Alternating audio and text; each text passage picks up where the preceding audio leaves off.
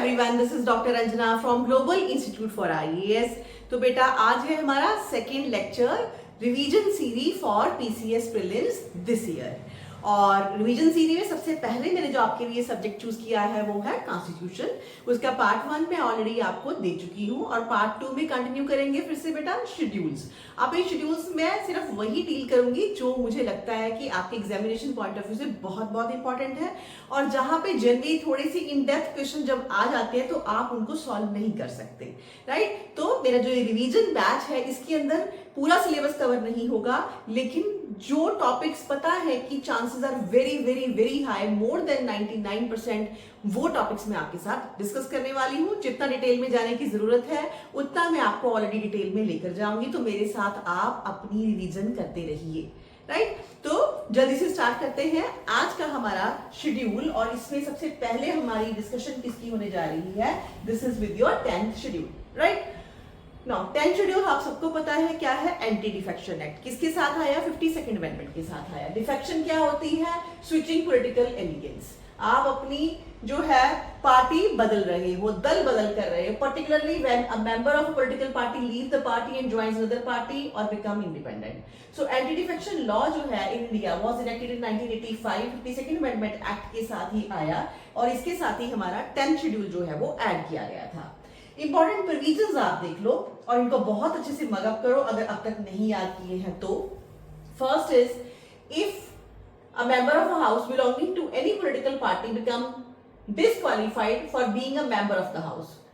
member of house already कोई बंदा है किसी पॉलिटिकल पार्टी को डील करता है तो वो डिस्क्वालीफाई कर दिया जाएगा as a member of house अगर he voluntarily gives up his membership of such a political party। इसका मतलब वो जीत के आया है ऑलरेडी, आफ्टर इलेक्शन है, इसी वजह से वो मेंबर ऑफ द हाउस है और अब उसने अपनी पार्टी चेंज कर ली है तो फिर उसकी मेंबरशिप खत्म हो जाएगी कि उसने वॉलंटरली चेंज की है।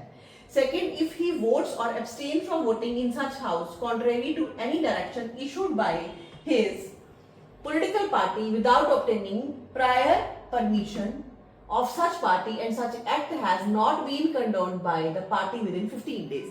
ये बातें हैं बेटा जो जनरली हम फोकस नहीं करते within 15 days वाली। ये कई बार आपका क्वेश्चन इस लेवल तक जा सकता है कि अगर 15 दिन के अंदर अंदर पॉलिटिकल पार्टी ने उसकी पॉलिटिकल पार्टी ने इस चीज को क्रिटिसाइज नहीं किया और इस बात को आगे नहीं लेके आए तो भी ये लगेगा ही लगेगा। कैसे?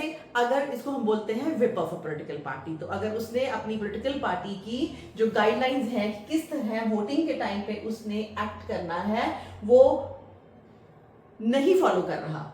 इफ ही वोट्स और एब्सटेन फ्रॉम वोटिंग, वोट करेगा या नहीं करेगा in such house contrary to any direction, जो डायरेक्शन दी गई है उसके अगेंस्ट जाकर अगर वो कर रहा है तो वो डिस्क्वालीफाई हो जाएगा। उसके बाद फिर an independent member of a house becoming disqualified from remaining a member of a house if he joins any political party after such election। Election लड़ने से पहले मतलब जब आप इलेक्शन लड़ रहे हो तो एज एन इंडिपेंडेंट कैंडिडेट आप लड़ रहे हो, जीते नहीं हो, house of member of house नहीं बने हो, तो इलेक्शन जब आपने लोगों के सामने फेस किया एज एन इंडिपेंडेंट कैंडिडेट आपने फेस किया और जब आप जीत गए मेंबर ऑफ हाउस बन गए उसके बाद आपने किसी पॉलिटिकल पार्टी को जो है वो चुन लिया, उसको आपने उसके मेंबर बन गए तो गलत है। अगर आपने ज्वाइन की उसके बाद कोई पॉलिटिकल पार्टी तो फिर आपकी मेंबरशिप खत्म हो जाएगी of the house. Fourth, a nominated member of a house becomes disqualified from being a member of house if he joins any political party after the expiry of 6 months from the date he takes his seat in the house।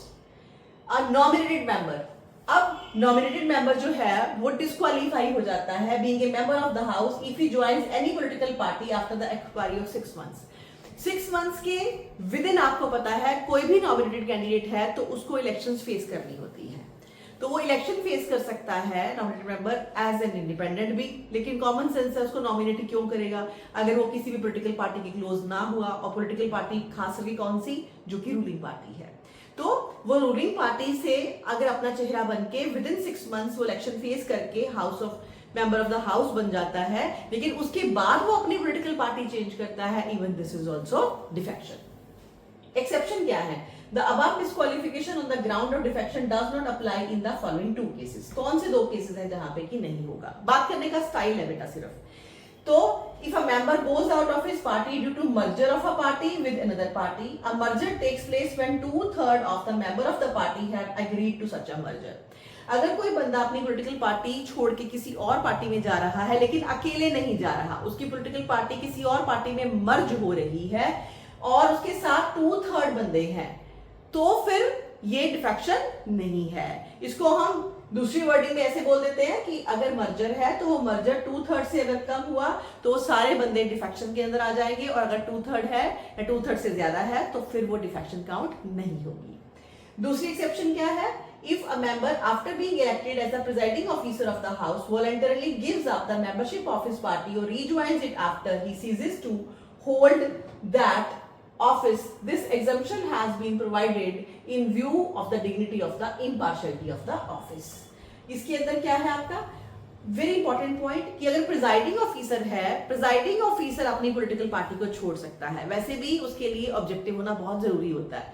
तो इस वजह से if a member after being elected as a presiding officer of the house, वो voluntarily अपनी membership अगर छोड़ता है और रीज्वाइन करता है, ठीक है, तो उसकी पोस्ट खत्म नहीं होगी, राइट? तो हाउस जो है उसका मेंबर बना रहेगा और ये इम्पार्शियलिटी को मेंटेन करने के लिए ऐसा किया गया है। Now, deciding authority under 10th schedule of the Indian Constitution anti-defection law, if any question arises as to whether a member of a house has become a subject to disqualification, the decision is made by very important sentence. अगर anti defection act के अंदर बात कर रहे हैं तो decision किसका है? स्पीकर और चेयरमैन ऑफ द हाउस है, not by president and not in accordance with the opinion of council of union minister. इसमें स्पीकर और चेयरमैन जो है वो डिसाइड करते हैं कि यहाँ पे एंटी डिफेक्शन एक्ट के अंडर किसी भी बंदे को रिमूव करना चाहिए उसकी पोस्ट से with in the house, membership with in the house और not. The presiding officer of a house is empowered to make rules to give effect to provision of 10th schedule according to the rules made. So, the presiding officer can take up a defection case only. लेकिन किस तरह से ये process होता है? When he receives a complaint from a member of the house. Generally उसको कोई ना कोई कंप्लेंट करेगा तब वो अपना एक्शन लेता है।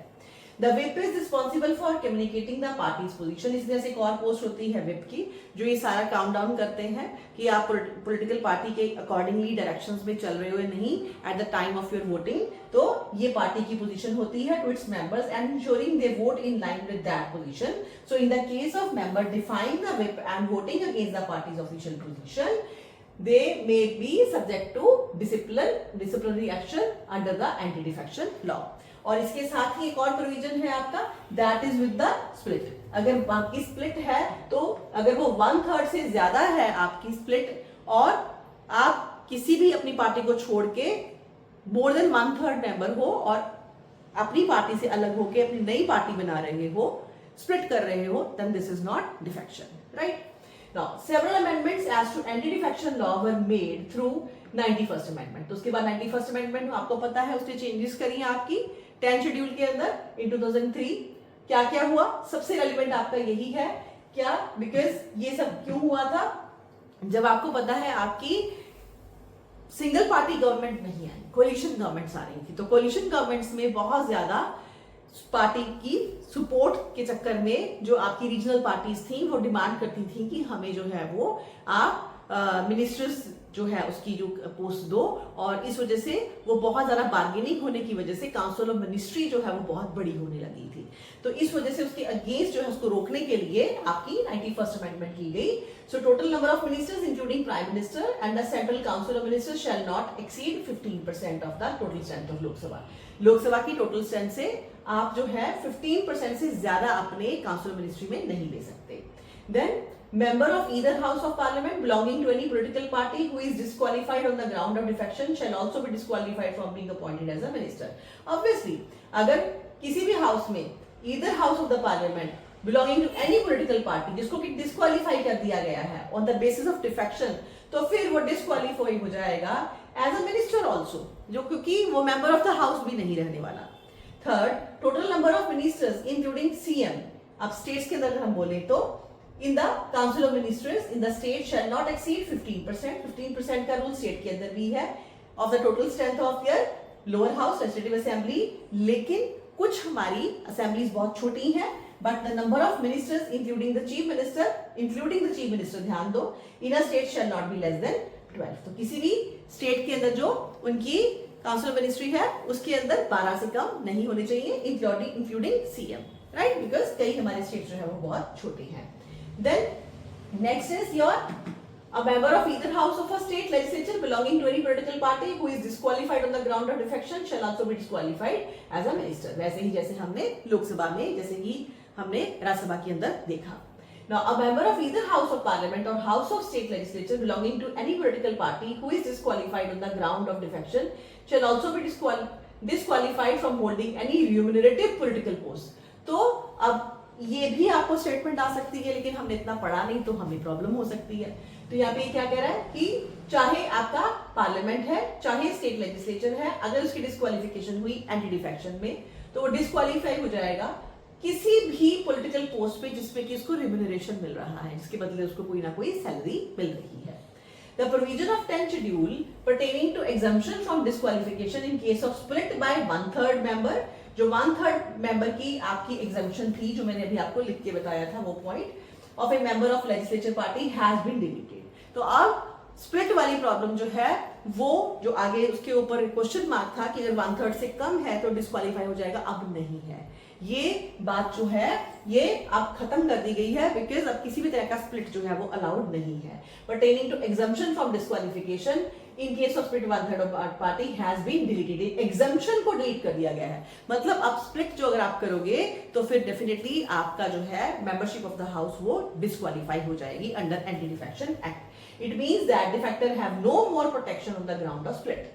लेकिन election commission of India clarified that anti-defection law does not apply to presidential elections, right? मतलब वहां पे आप अपने मन चाही वोट कर सकते हो। This is very important point because अभी आपको पता है वाइस प्रेसिडेंट की इलेक्शंस होने वाली है, तो सीक्रेट बैलेट होता है वहां पे, तो आप अपने हिसाब से वोट कर सकते हो, वहां पे विप नहीं चलता, right? So presidential election and political parties cannot issue whip to their MPs and MLAs regarding the specific candidate. And ECI affirmed that MPs and MLAs were at a liberty to vote for anyone or not to vote in presidential election. And this will gives for your vice president election also. Furthermore, Supreme Court had earlier observed that electors would not face penal provision under the 10th schedule for their votes in Rajya Sabha elections. ऐसे ही राज्य सभा election के अंदर भी वो कर सकते हैं। So this is your 10th schedule, और इससे ज्यादा और आपको कुछ करने की जरूरत नहीं है। ये अगर आपने रटा है तो कोई भी क्वेश्चन आपका कभी गलत नहीं हो सकता रिगार्डिंग 10th schedule। नेक्स्ट बेटा 11th schedule, बिकॉज पीसीएस आपका स्टेट का एग्जाम है तो 11th और 12th schedule decentralisation of democracy ये बहुत इंपॉर्टेंट वैसे ही रहते हैं, इनमें से क्वेश्चन आने के chance they are always great, right? So 11th schedule obviously 73rd amendment 1992 which includes the power, authority, responsibility of panchayati system, right? और इनको पावर दी गई, 29 सब्जेक्ट्स दिए गए। Now इसके अंदर अब क्या क्या है? 73rd amendment of Panchayati Raj in India, 73rd amendment 1992 added new part, that is part 9 to the constitution titled Panchayats, covering provisions from article 243 to 243O. So 243A, B, C, D, E, F, O तक है, and new 11th schedule covering 29 subjects within the function of the panchayat. Then salient features के अंदर अगर हम देखें, ग्राम सभा is a body consisting of all the persons registered in the electoral roll, जो भी वोट पाने के हकदार हैं, वोट देने के हकदार हैं। Relating to village comprised within the area of panchayat at the village. Since all the persons registered in electoral roll are member of Gram Sabha, there are no elected representatives. तो इसमें कोई elected वाली बात नहीं है। जिनके पास भी electoral roll है, means जो कोई भी वोट करने के लायक है, means 18 and above है। Now further, Gram Sabha is the only permanent unit in Panchayati Raj system and not constituted for a particular period. Gram Sabha हमेशा ही रहेगी। Although it serves as foundation of Panchayati Raj, yet it is not among the 3 tiers. लेकिन ग्राम सभा को 3 tyre में काम नहीं करते। The powers and functions of Gram Sabha are fixed by state legislature by law. 3 tiers कौन से हैं? Part 9 provides 3 tier system, which would be constituted in every state at the village level, intermediate level, district level. However, the state which were having population below 20 lakh were given an option to not to have the intermediate level. तो जिन states में 20 लाख से कम population है वो 2 level के साथ चल सकते हैं. Now, all the members of these 3 levels are elected. Further, the chairperson of panchayat at intermediate and district level are indirectly elected from amongst the elected members. But at the village level, the election of chairperson of panchayat, जिसको हम बोलते हैं sarpanch, may be direct or indirect, as provided by state in its own Panchayati Raj act. इस point को ध्यान में रखना, क्योंकि आपके फर्स्ट टायर के अंदर डायरेक्ट भी होते हैं, कहीं पे इनडायरेक्ट भी होते हैं. ये स्टेट की लेजिस्लेचर के ऊपर डिपेंड करता है. Reservation. Now there is a provision of reservation of seats for SC ST at every level of panchayat. These seats are to be reserved for SC and ST in proportion to their population at each level. Out of the reserved seats, फिर 1/3 have to be reserved for women of SC and ST. Then, out of the total number of seats to be filled by direct election, 1/3 have to be reserved for women. Overall, women की भी 1/3 reservation है. SC ST के अंदर भी women की reservation है. Overall, women की reservation भी है without SC ST अगर हम कहें. And there has been an amendment bill pending that seeks to increase reservation for women to 50%. लेकिन reserved seats may be allotted by rotation to different constituencies in the panchayat. फिर भी कुछ states हैं जिन्होंने अपने लेवल पर 50% रिजर्वेशन कर दी है. The states by law may also provide for reservation for more for the offices of the chairperson. Now, several Indian states provide 50% reservation for women in Panchayati Raj, PRI, local government. अब ये कौन-कौन से हैं? इनका आपने ध्यान देना है. There are 20 and 21 state. Andhra Pradesh, Assam, Bihar, Chhattisgarh, Gujarat, Haryana, Himachal, Jharkhand, Karnataka, Kerala, MP, Maharashtra, Odisha, Punjab also, Rajasthan, Sikkim, Tamil Nadu, Telangana, Tripura, Uttarakhand and West Bengal. तो ये हैं हमारे स्टेट्स. हमारे पड़ोसी हरियाणा के अंदर भी है, हिमाचल के अंदर भी है और इसके साथ राजस्थान के अंदर भी है. ठीक है. और इसके अलावा यूटीज में देखें तो दादरा नगर हवेली, दमन एंड दीव एंड लक्षद्वीप, इनके अंदर ऑलरेडी 50% रिजर्वेशन हो चुकी है. Next, duration of panchayat. A clear term of 5 years has been provided for panchayat and the election must take place before the expiry of the term. अभी ये फिक्स हो गया है, ऐसा हो ही नहीं सकता. ये पंचायत का टाइम पीरियड खत्म हो गया और आपने अभी तक इलेक्शंस नहीं कराई हैं.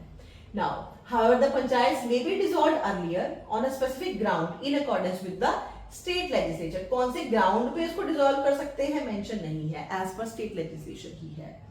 And in that case, the election must take place. लेकिन ऐसा नहीं हो सकता कि पंचायत ना रहे, इलेक्शन आपको करानी ही पड़ेगी before the expiry of 6 months of the dissolution. Now, disqualification of member. Article 243F makes provision for disqualification from the membership. As per this article, any person who is qualified to become an MLA is qualified to become member of panchayat. But for panchayat, the minimum age prescribed is 21 years. Further, the disqualification criteria are to be decided by state legislature by law. फिर उसके साथ ही हमें क्या मिला 73rd amendment में? आपकी finance commission. State government needs to appoint a finance commission every 5 years which shall review the financial position of the panchayat and to make recommendation on the following. क्या? Number 1, distribution of taxes, duties, toll, fee, etc. levied by state which is to be divided between the panchayat. So state से पैसा पंचायत के बीच में divide करना. Allocation of proceeds between various tiers. Various tiers मतलब फिर obviously आपकी vertical जो है डिस्ट्रीब्यूशन भी करना कि किस तरह से डिफरेंट टायर्स में कितना कितना पैसा किसको जाएगा. Taxes, toll, fee assign to panchayat. Taxes, toll, fee state legislature बोल सकती है पंचायत को कि ये आप ले लो. Grant in aid. This report of finance commission would lay to the table in the state legislature. हर बार अपनी रिपोर्ट जो है वो स्टेट लेजिस्लेचर को देती है. And further the union finance commission also suggest the measure. Union finance commission भी सुजेस्ट कर सकती है needed to augment the consolidated fund of the state to supplement the resources of the panchayat in the state. अगर जरूरत पड़े तो union finance commission भी जो है आर्गुमेंट कर सकती है, बता सकती है कि कुछ पैसा किस तरह से जो है वो कंसोलिडेटेड फंड ऑफ स्टेट से सप्लीमेंट करके दिया जाए पंचायत को. इस बात को भी ध्यान में रखो. जनरली नहीं करती है लेकिन कर सकती है. पावर्स एंड फंक्शन क्या है पंचायत की? State legislature are needed to enact law to endow powers and authority to panchayat. तो मेनली स्टेट लेजिस्लेचर ही लॉ बनाती है, इसलिए सब जगह एक जैसा नहीं है। And 11 schedule enshrines the distribution of power, लेकिन डिस्ट्रीब्यूशन ऑफ पावर के लिए प्रॉपर कौन कौन से सब्जेक्ट्स आपके पंचायत के अंडर आते हैं ये मेंशन किया गया है। Further, state legislature can authorize panchayats to collect appropriate suitable local taxes, provide grant in aid of panchayats from consolidated fund. Now 11 schedule जो है उसने 29 सब्जेक्ट्स दिए हैं, ये आपको अच्छे से रटना है, एग्जैक्ट वर्डिंग आपने रटनी है। Agriculture including agriculture extension, proper wording याद रखो, किसी तरह से भी आपको इस पे क्वेश्चन आ सकता है।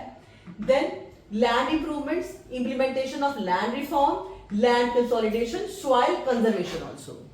थर्ड माइनर इरिगेशन, इरिगेशन नहीं minor irrigation, water management, water shed development also. Animal husbandry अलग किया हुआ है एग्रीकल्चर से, animal husbandry, dairy, poultry. Fishery अलग है।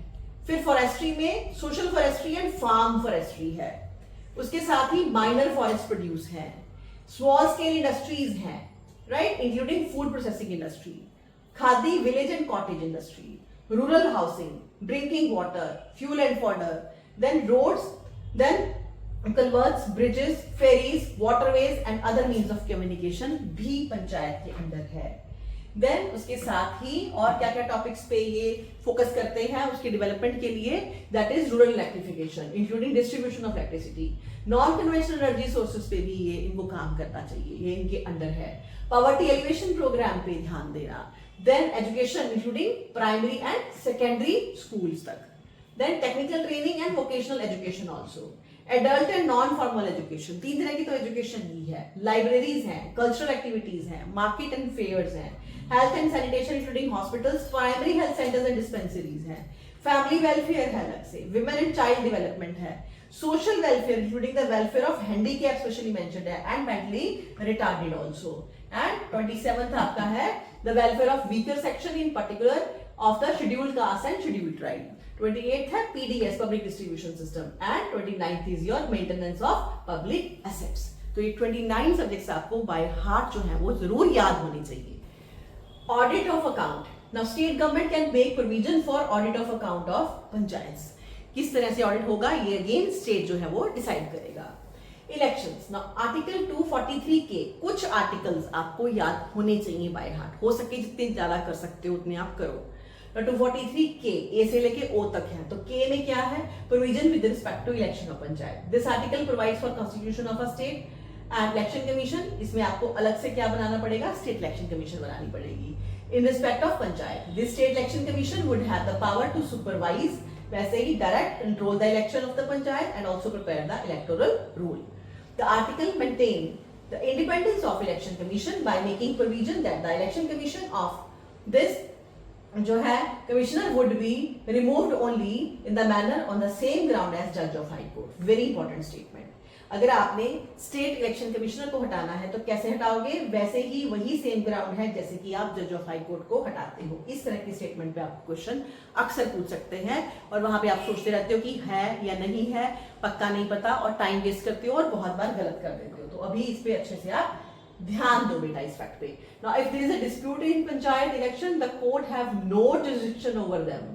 This means that panchayat election can be questioned only in the form of an election petition presented to an authority which state legislature by law can prescribe। ये बहुत बड़ा loop hole है जिसका generally ruling parties फायदा उठाती हैं कि आप इसको कोर्ट्स में नहीं ले जा सकते। यहाँ पे स्टेट लेजिस्लेचर जैसे कहेगा बाय लॉ वैसे फॉलो करना पड़ेगा आपको। इसी वजह से धांधली कौन करता है, स्टेट की खुद की ही रूलिंग जो है जनरली आपकी ऑब्वियसली गवर्नमेंट करती है।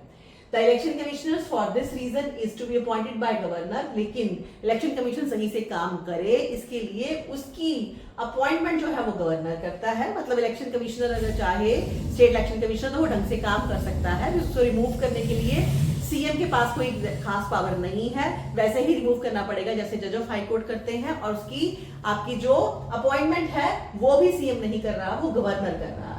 The term and conditions of the office of election commissioners have also to be decided by governor. Now this is very very important sentence. अगर आपको इन डेप्थ क्वेश्चन पूछे जाए तो मोस्ट ऑफ द कैंडिडेट्स वो गलत करेंगे, तो ध्यान दो ये सारी बातों के ऊपर। एप्लीकेशन टू यूटीज, यूटीज में कैसे है, now provision of panchayat shall be applicable to UTs in the same way in case of states, but the president by a public notification में make any modification in the application of any part. तो generally UTs पे apply होते हैं, लेकिन president चाहे तो notification के साथ ये उनको अलग कर सकता है, इनको मॉडिफाई कर सकता है। एग्जेम्प्टेड एरियाज कौन से हैं? The provisions of part 9 are not applicable to the following. तो एग्जम्पशंस कहां-कहां पे एग्जैक्टली आपको मेंशन किया गया है।